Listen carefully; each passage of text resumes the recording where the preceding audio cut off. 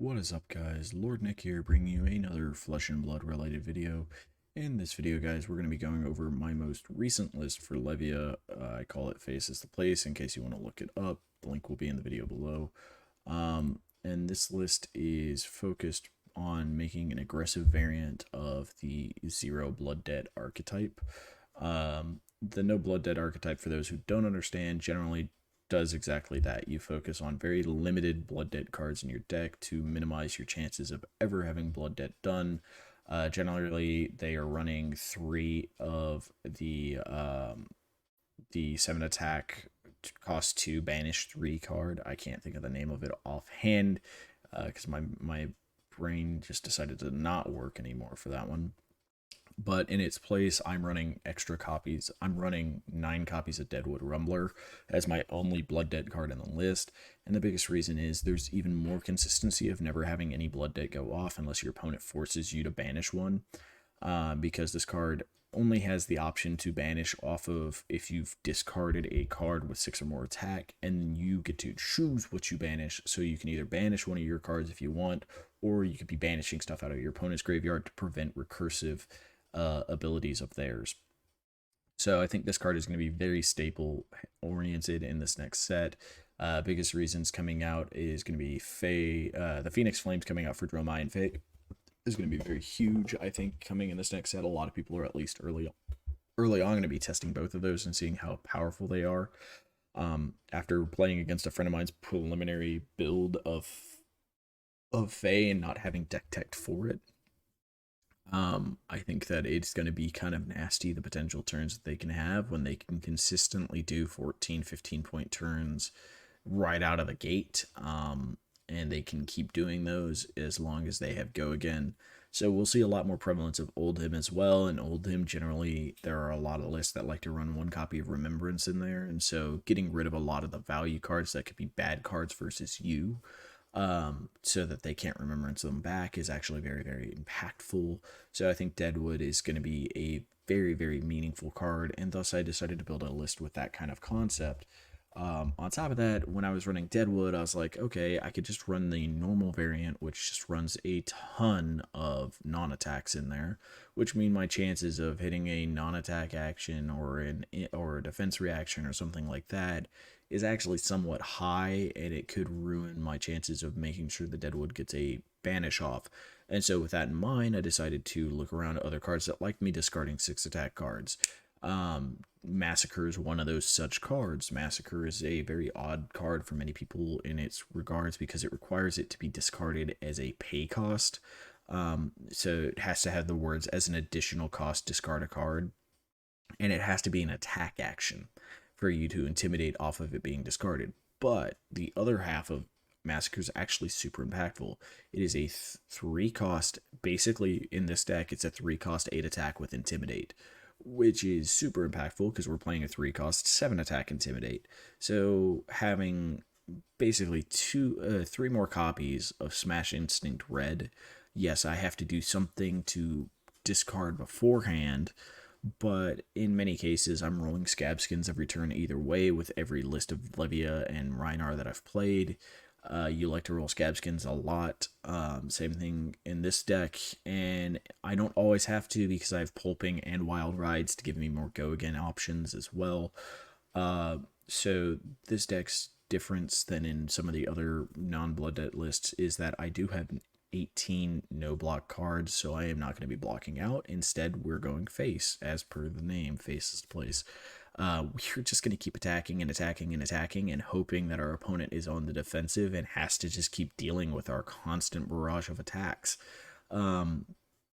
Through the very limited testing that I've been able to do this last week with this, and I say last week, it's only been the last couple of days, I've done about 6 games on this list so far, and it is showing some good potential. I have won, I think I won 4 out of the 6 games. These are games, not matches, by the way. It was only 2 matches, but so far I will be playing more just to kind of see, and what I mean by matches is best of 3s we were kind of doing just to see how it did in that matchup.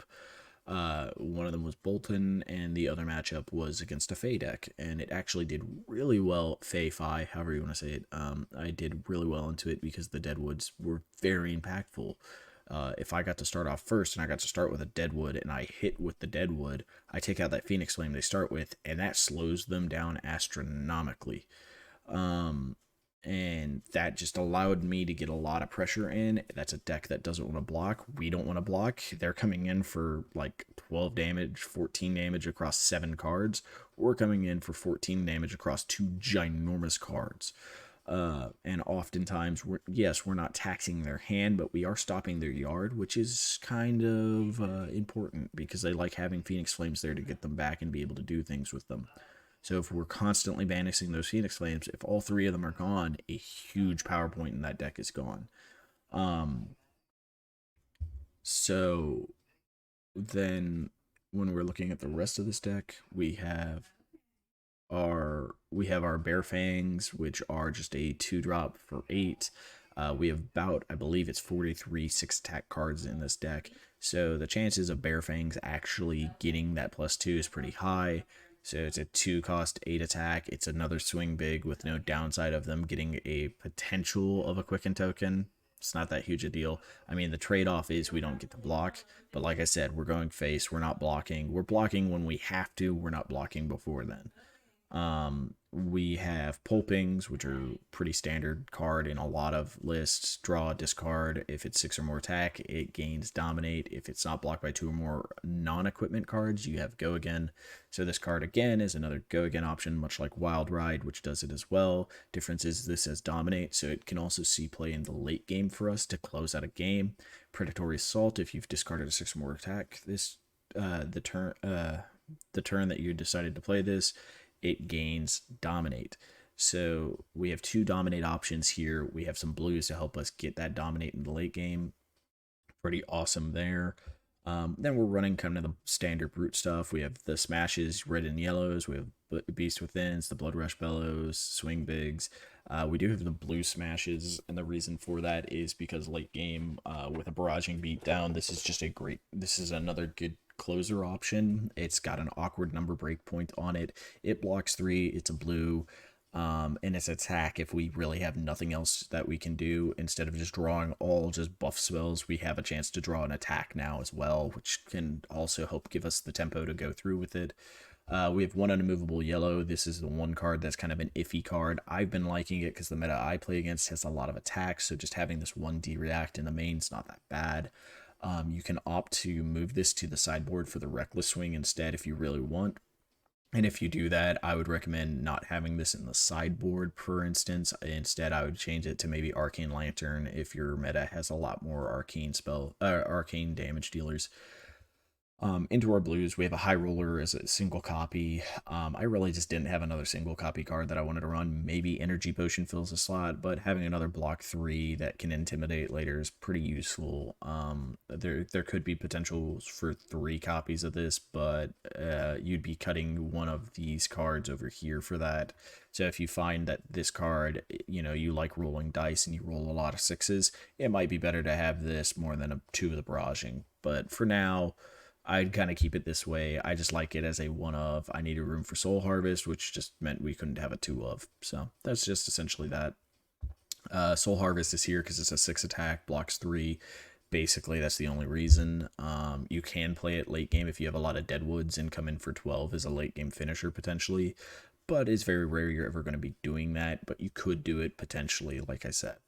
Wrecker Romp, 6 attack, blocker, blue. It's a solid card. No real need to explanation there. It is the only card that can discard our Massacre here and get the Massacre Intimidate effect. It's kind of neat, but not really often that will happen. This round's on me, again, is a kind of card that's teched for the next meta. I think the go wide decks are going to become more popular, in which then this card gains a lot more value. For each card they're playing, you're minusing 1 attack from it.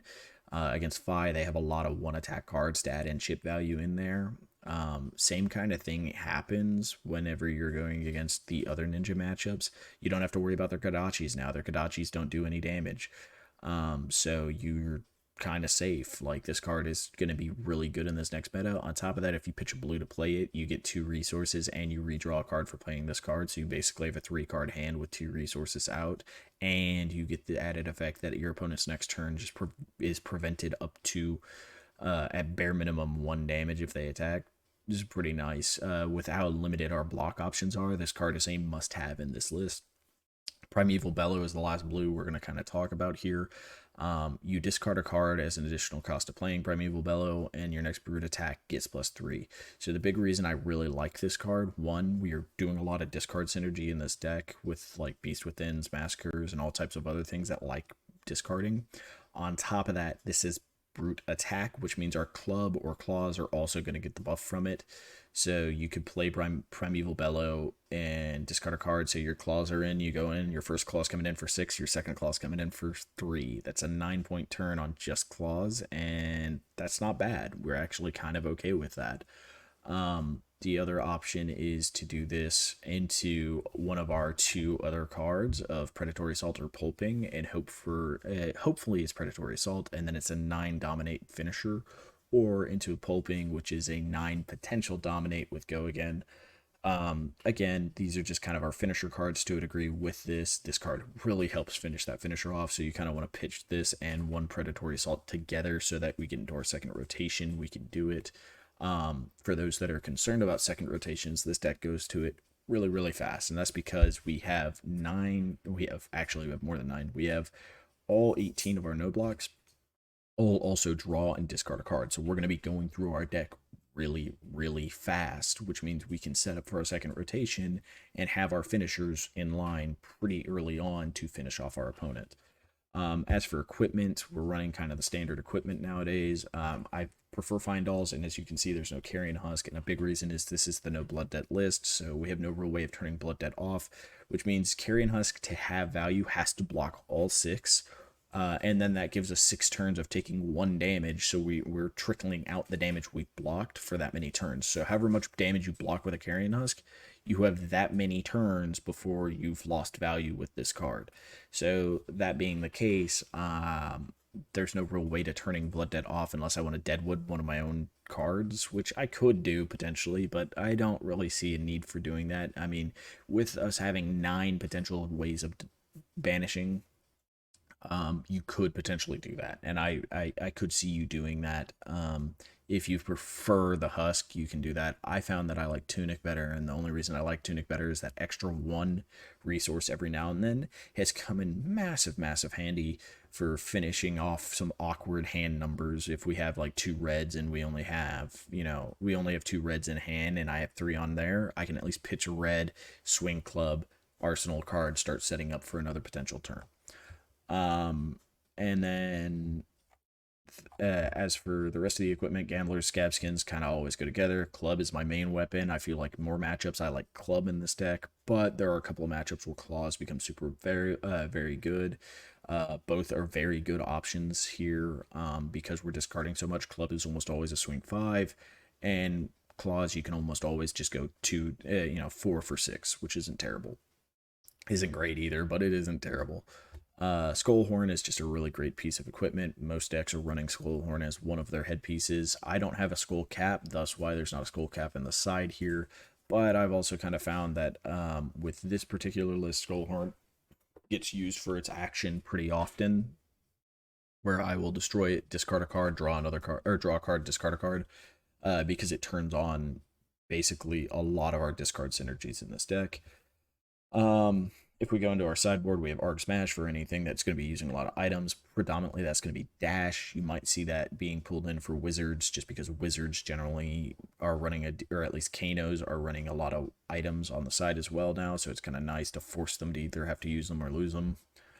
Fate Foreseens, Sinks, and Unmovables are all going to be used in matchups like Guardian matchups. You kind of want to side these in over some of these non-block cards just to be able to kind of go grindier. My recommendation would actually end up being the Pulping and the Wild Rides are first to go, and then probably the Deadwood Reds, unless you really think you need the hate on the yard.